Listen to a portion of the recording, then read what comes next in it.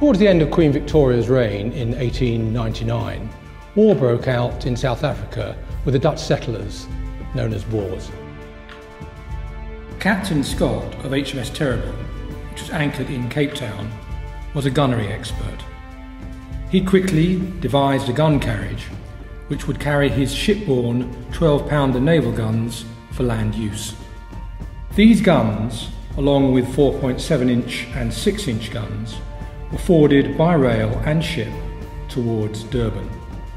The naval gun crews and their guns were transported by the last train to the town of Ladysmith, a garrison town inland from the port of Durban.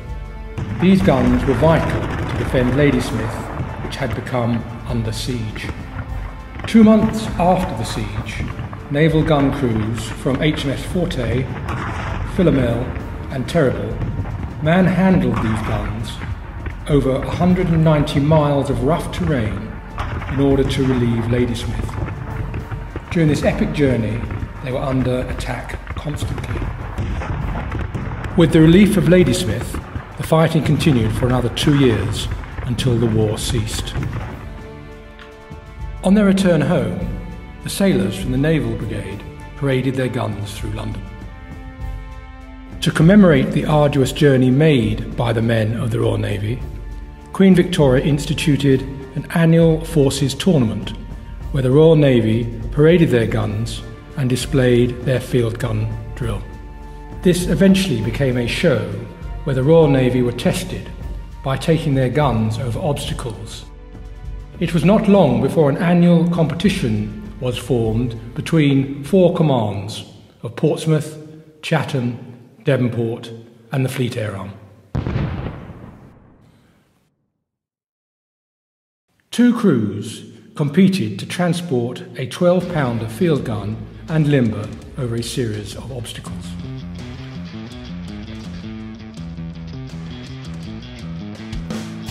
From the start line in front of the Royal Box, the crews pulled the guns and limbers to the end of the arena, where they turned and carried themselves and the equipment over a 1.5 metre wall. The guns and limbers were then dismantled and carried to the top of the ramp on the home side of the 8.5 metre chasm. The crew set up a wire and traveller so all 18 members of the crew and their equipment could cross the chasm. The team and equipment then passed through a hole in the enemy wall at the end of the arena. Each crew then fired 3 rounds to end the run-out. The average time for the run-out was 85 seconds. The second part of the competition, the run-back, involved the crews taking all their equipment back over the 1.5 metre enemy wall and then back across the chasm. Once all the crew and equipment were back on the home side of the chasm, the wire and traveller were dismantled and 3 more rounds were fired in a rearguard action. The average time for the run back was 60 seconds.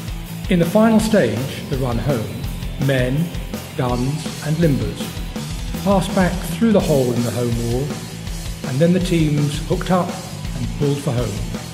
The clock was stopped as the teams crossed back over the start line. The average time for the run home was 21 seconds. Defence cuts in 1999 forced the demise of the Royal Tournament and, regrettably, the field gun competition.